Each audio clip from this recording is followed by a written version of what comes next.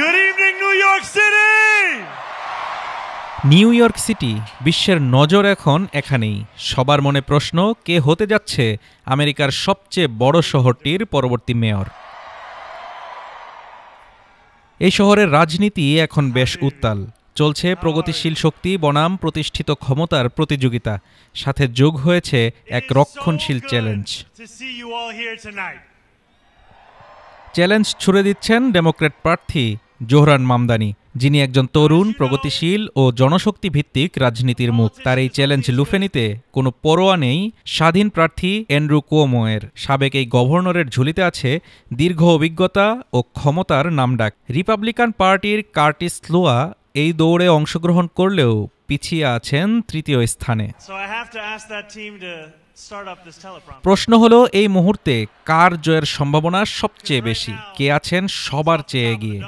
সর্বশেষ জরিপ অনুযায়ী জোহরান মামদানির দখলে আছে 44% সমর্থন, আর 34% সমর্থন নিয়ে কিছুটা পিছিয়ে কুয়োমো। কার্টিস লোয়া 11% সমর্থন পেলেও 7% ভোটার এটি নিয়ে এখনও সিদ্ধান্তহীন।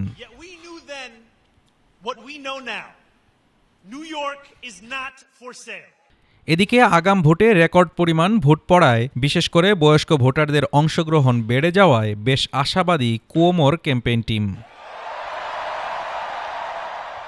মামদানির তরুণ স্বেচ্ছাসেবকরাও কোনো অংশে কম নয়। 6,700 জনের বিশাল বাহিনী একদিনে 2 লক্ষ দরজায় কড়া নাড়ার লক্ষ্য নিয়ে দৌড়াচ্ছে শহর জুড়ে।